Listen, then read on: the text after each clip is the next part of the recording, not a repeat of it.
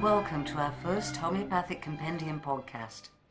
The aim of the series is to present interesting homeopathic material based on David Little's published work, the Homeopathic Compendium. My name is Jill. I've been David Little's partner for over 35 years. I've worked on the Homeopathic Compendium since the beginning as researcher, translator and proofreader. Now I'm very happy to be presenter and reader-in-chief for these podcasts. Now I'd like to introduce another member of our team, David Gittins. Thanks, Mom. Hi, I am David Jr., David Little's eldest son. When I am not baking cakes, I run the office correspondence and public relations. I am also the publisher of the Compendium. To find out more and download 5 free chapters of the Homeopathic Compendium, visit our website, friendsofhealth.com. The Compendium is available for purchase as a box set or an ebook on our website. Visit simillimum.com for a large collection of free articles and educational materials by David Little. Like us on Facebook at HCompendium to get updates, discount coupons, and of course to make the Little family happy. If you have any questions, email us at podcast@friendsofhealth.com. Thank you for being with us today. Now I hand you back to our Reader-in-Chief, Mom. Thank you, Davey. For the main part of this podcast, I'm introducing a section called Compendium Talks, which is a series of short readings from the book. I hope you'll find them easy on the ears and stimulating for the mind. Episode 1, Hahnemann renounces Orthodox medicine and his first proving. This passage is taken from Volume 1, Chapter 2, Asclepius in the Balance, which describes the early life and works of Samuel Hahnemann. This is a brief overview. By 1783, more than 20 years before he published the first edition of the Organon, Hahnemann had already become completely disillusioned with conventional medicine. He felt that medicines were being prescribed without any real knowledge of their curative properties. This led him to experiment by taking doses of China, Peruvian bark, and observing the effects on his own mind and body. This was an important moment in the development of the homeopathic system. It established the law of similars and paved the way to a pure homeopathic materia medica. So now let's open the book and start the reading.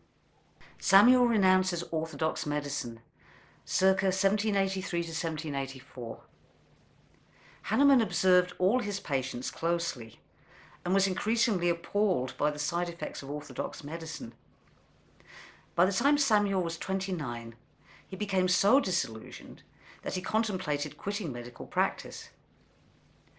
In 1808, Hoeflin published a letter in which Hahnemann spoke about his early years as a doctor.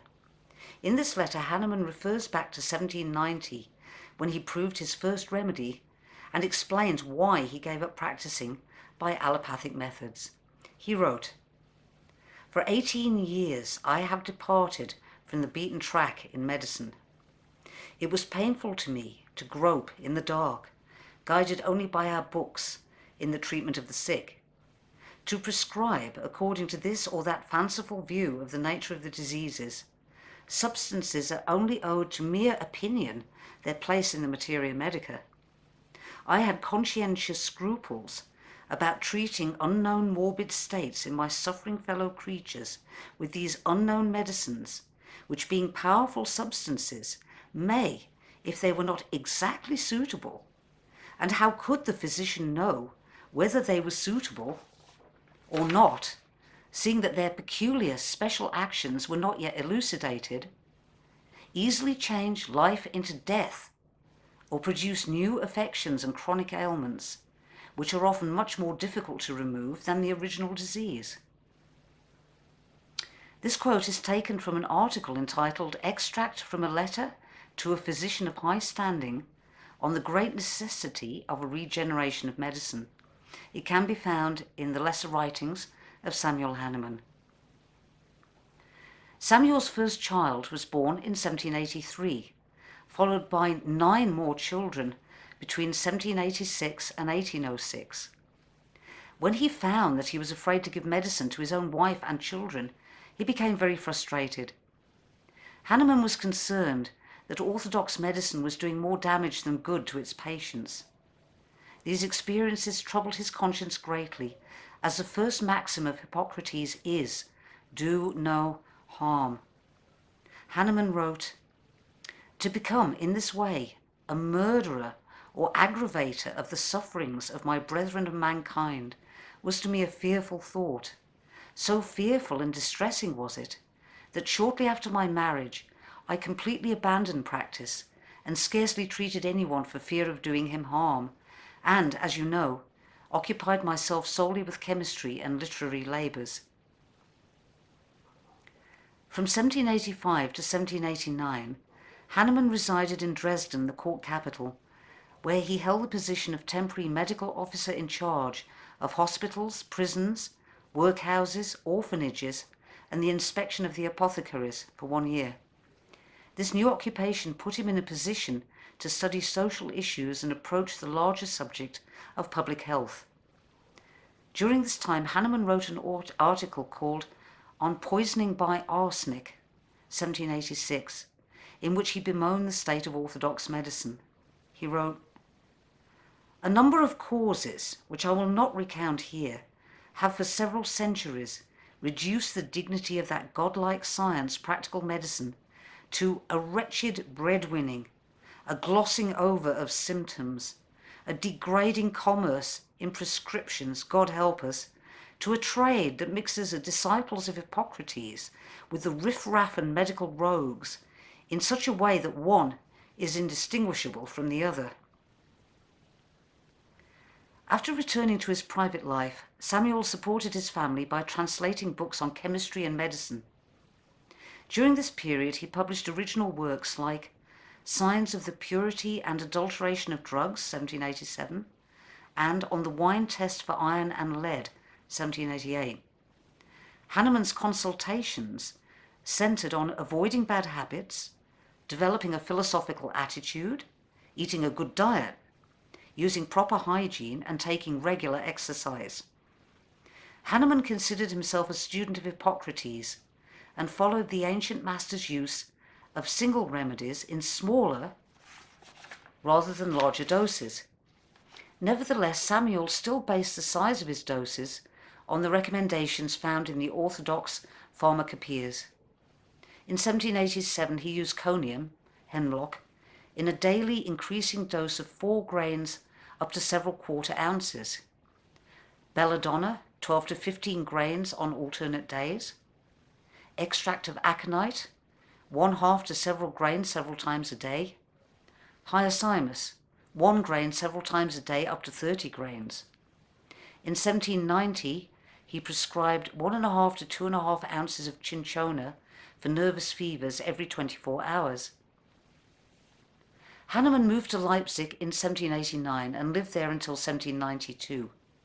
He was now in his mid-30s and supporting his family mostly on his literary works. Leipzig was the seat of a major university and the center of the book trade. In this period, he wrote Instructions for Surgeons Respecting Venereal Diseases, 1789. This text treats gonorrhea and syphilis as 2 classes of the same venereal disease, as was the popular medical opinion during this period. Hahnemann considers venereal disease to be caused by an infectious agent that affected the entire system in due time. Gonorrhea and or chancre are considered the first stage of the primary infection, and the systemic effects were considered a secondary infection that spreads to the whole body, producing a vast array of disease patterns. The founder wrote, "There is much that is puzzling and inexplicable in the nature of the venereal virus." This work covers every aspect of treatment from the mechanical to the medicinal. Hahnemann notes that the curative effects of mercury do not consist of the ability to produce salivation, perspiration and diarrhea, or increase of urination, but in the peculiar counter-irritation in the body, which Hahnemann called a, quote, mercurial fever, unquote. Hahnemann opined that this artificial mercury fever was the cause of the healing of syphilis. This is the first suggestion that a natural disease may be displaced by a similar remedial disease. Hahnemann greatly improved the treatment of syphilis by introducing his own preparation of Mercurius solubilis, 1790, in Krell's Annals. Hahnemann also published A Method to Check Salivation and the Destructive Effects of Mercury in Blumenbach's Medical Library, 1790. Cullen's Materia Medica and the First Proving, 1790. One of Hahnemann's hallmark works was his translation of Cullen's Materia Medica and his study of the medicinal powers of China, the Peruvian bark, a traditional remedy for malaria and intermittent fevers. The founder did not believe the power of a medicine depended on whether it was an astringent or possessed a bitter taste. He felt that each medicine had an innate power that was dynamic rather than solely physical in nature. Hahnemann begins his commentary with a critique of standards of practice found in Orthodox medicine. He wrote, bloodletting, fever remedies, tepid baths, lowering drinks, weakening diet, blood cleansing, and everlasting aperients and clysters form the circle in which the ordinary German physician turns round unceasingly. Driven by curiosity and logic, Hahnemann decided to test the effects of cinchona bark on his person in controlled doses. This was the first of over 100 provings Samuel carried out in his lifetime. The founder recorded his experiences in the following manner. I took, for several days as an experiment, 4 drams of good china twice daily. My feet and fingertips, etc., at first became cold. I became languid and drowsy. Then my heart began to palpitate. My pulse became hard and quick. An intolerable anxiety and trembling, but without a rigour. Prostration in all the limbs, then pulsation in the head, redness of the cheeks, thirst. Briefly, all the symptoms usually associated with intermittent fever appeared in succession, yet without the actual rigour. To sum up, all those symptoms which to me are typical of intermittent fever, as a stupefaction of the senses, a kind of rigidity of all joints, but above all the numb, disagreeable sensation, which seems to have its seat in the periosteum over all the bones of the body, all made their appearance. This paroxysm lasted from 2 to 3 hours every time, and recurred when I repeated the dose, and not otherwise. I discontinued the medicine, and I was once more in good health. This account can be found in Samuel Hahnemann, his Life and Work by Richard Hale. Hahnemann attributed the action of China to the fact that its medicinal powers were very similar to intermittent fevers and produced a host of characteristic symptoms. These experiences led the founder to prove several more medicines in the coming years. Hahnemann found a key to understanding the psychological and physiological properties of medicinal substances and opened the door to a pure materia medica. He wrote, Peruvian bark, which is used as a remedy for intermittent fever, acts because it can produce symptoms similar to those of intermittent fever in healthy people. The establishment of the proven remedy is an important milestone in the development of homeopathy. No longer was knowledge of medicinal powers limited to speculations about their physiological actions. By performing carefully controlled trials on human beings, one could actually test the effects of the remedy on the mind and body. The symptoms that it produces in provings on the healthy are those symptoms that the remedy removes in those who are ill. From this information, it would be possible to develop a pure materia medica based on the similarity of symptoms. This was a difficult time for Samuel and his family.